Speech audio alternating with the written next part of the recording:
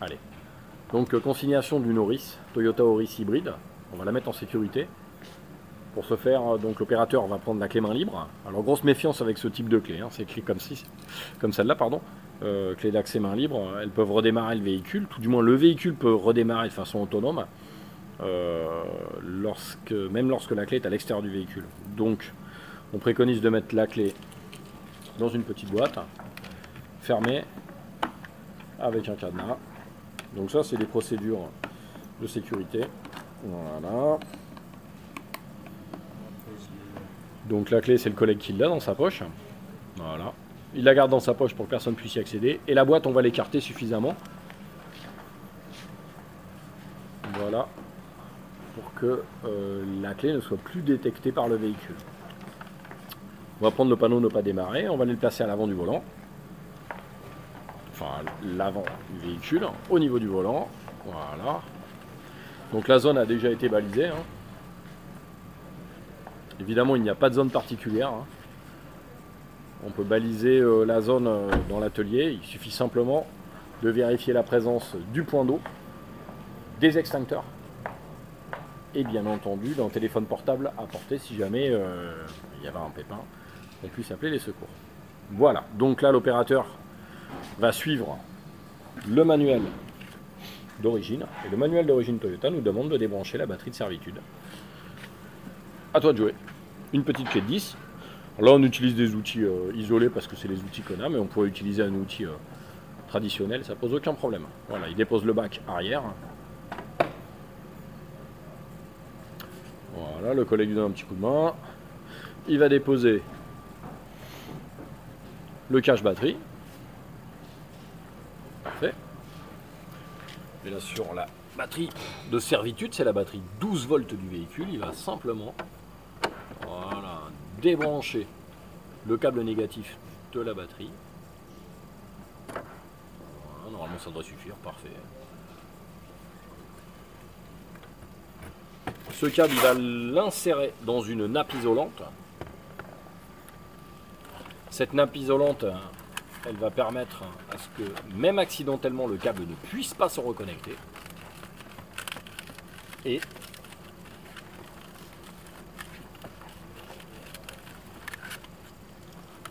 poser un petit cache plastique sur la borne négative de la batterie. Hop, comme ça on est certain. Il ne peut pas y avoir de problème. Et maintenant, à partir de là, donc le manuel Toyota, le manuel de réparation Toyota nous demande de s'équiper. Voilà. On voit bien porter des gants isolés. Donc nous, on va s'équiper avec donc un casque qui est prévu pour les véhicules électriques, véhicules hybrides, donc il va protéger l'opérateur, tu peux le mettre. Des gants isolés, gants composites, avec la date de mise en service, tu peux les mettre. Évidemment, l'opérateur est équipé d'une cotte et de chaussures de sécurité qui sont normalisées. Donc, on est certain qu'il est équipé de façon correcte. Pas de borne métallique, donc il n'a pas de ceinture, il n'a pas de boucle d'oreille. Et si jamais il avait des lunettes, elles seraient tenues par un cordon, lunettes métalliques qui pourraient tomber et faire contact. Donc là, il va rentrer dans la zone et retirer, attention, et retirer donc le pont de consignation. Donc dans un premier temps, il tire dessus, parfait, puis il le déverrouille. Voilà, force pas, parfait. Tire bien dessus sur l'anneau, qui vienne vers toi l'anneau, vers moi. Voilà, très bien. Alors c'est pas toujours évident, hop, je vais le prendre, c'est pas toujours évident à retirer au départ. Donc on a ici les deux grosses bornes qui permettent de séparer les batteries, et en dessous la petite borne de sécurité qui permet de dire à l'électronique le plug est en place ou pas. Il y a vraiment un coup de main pour le faire, et au départ c'est pas toujours évident. Voilà, donc on va placer le pont de consignation dans la boîte de consignation, et pendant que le collègue y fait ça, nous allons déposer un panneau, ne pas reconnecter sur le bac à batterie. Parfait. Là, on vient de terminer la consignation. Maintenant, il va nous falloir faire la vérification d'absence de tension. Et à ce moment-là, la consignation sera complète. Et ça va faire office d'une deuxième vidéo. Alors, donc là maintenant, nous allons faire la vérification d'absence de tension sur une Toyota Auris hybride. Donc le constructeur nous demande évidemment que l'opérateur soit complètement équipé. Outillage isolé 1000 volts. Et là donc nous allons déposer les vis sur le cache, les vis qui maintiennent le cache noir. Puis nous ferons la VAT à un endroit bien précis, un endroit qui est stipulé par le constructeur. Allez, à toi de jouer, tu déposes les vis.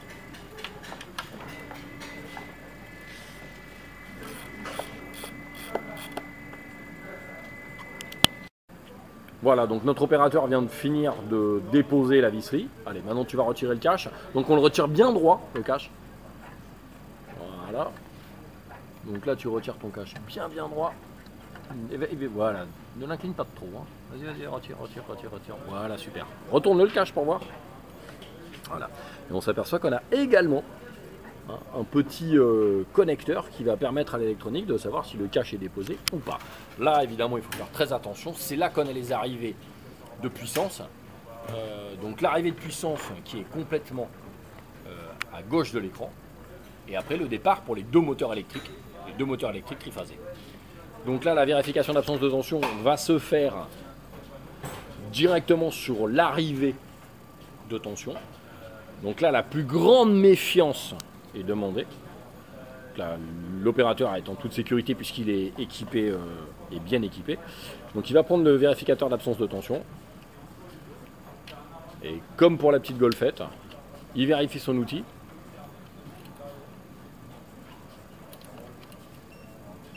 Parfait, l'outil fonctionne. Tu touches les deux bornes. Voilà. Arrête de trembler comme ça, mon grand. Lâche tout. Hop, c'est tout bon. Et maintenant, tu revérifies ton outil.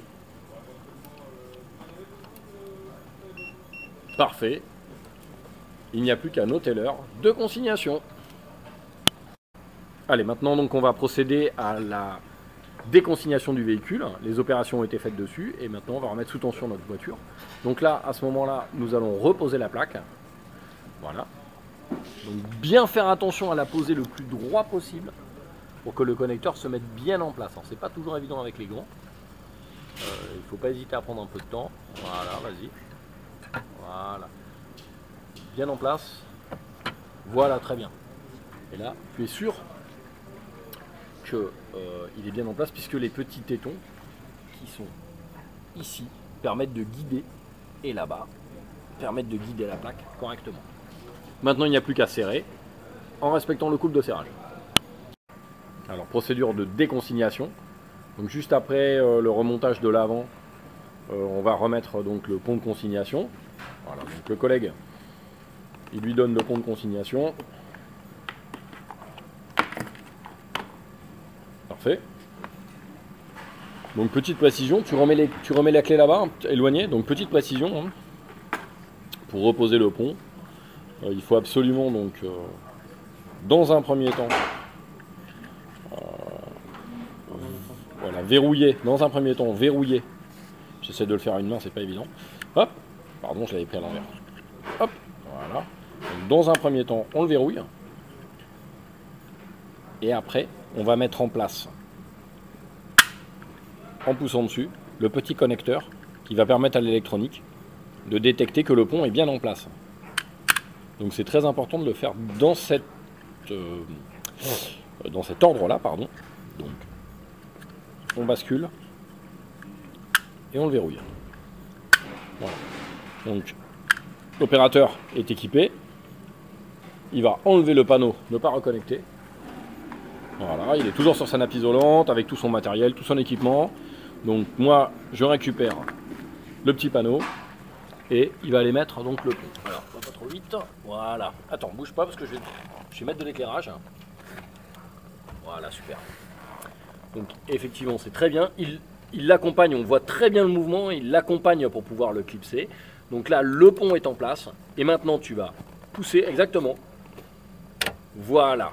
Là, c'est le geste qui est parfait. Donc là, on est certain que le pont de consignation est bien en place. À partir de maintenant, l'opérateur va pouvoir se déséquiper, puisqu'on va lui demander de rebrancher la batterie de servitude, mais pour ça, il n'a absolument pas besoin d'être équipé avec les isolants 1000 volts, puisque de toute façon, c'est une batterie traditionnelle, une petite batterie 12 volts. Donc là, il procède à l'inverse de ce qui a été fait. Tiens, donne-moi la nappe, hein, je vais t'en débarrasser tout de suite. Voilà, on récupère également le petit bouchon. Parfait. Donc là, il reconnecte. Voilà, parfait. Bien enfoncé. Le collègue va nous donner la clé de 10. Bon, mais t'en as une là, regarde, là, tu dois avoir ce qu'il faut dans celle-là de valise. Hein. Avec une petite douille de 10, s'il te plaît.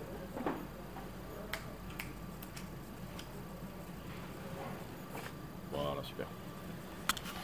Voilà, bien faire attention. Tu enfonces-la bien la cosse, bien enfoncée, parce que ça produit beaucoup de panne, hein, surtout sur les voitures électriques. Enfin, d'ailleurs sur toutes les voitures. Il faut bien que les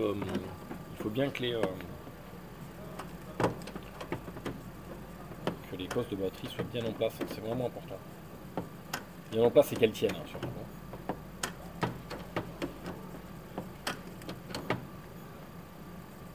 C'est tout bon. C'est parfait. Donc là maintenant il va regarnir le coffre. Donc tu remets les caches. Donc le petit cache batterie. Maintenant à ce niveau là, toi tu peux préparer si tu veux directement la clé pour qu'on puisse accéder à la voiture. Puisque là maintenant il n'y a plus du tout de danger. Voilà.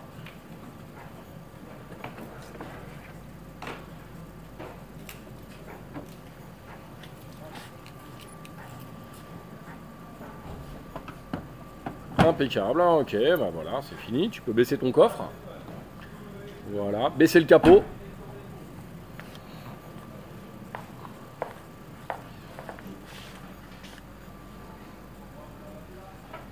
Bah c'est parfait ça.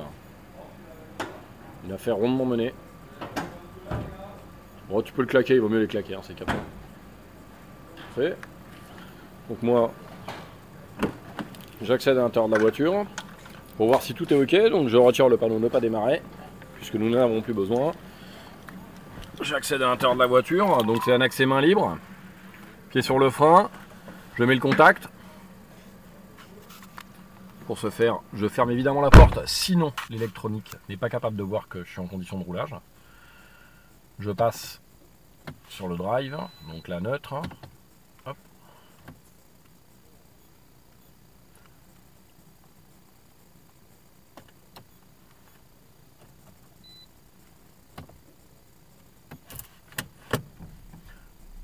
Et voilà, j'avance et je recule sans aucun problème, le véhicule est conforme.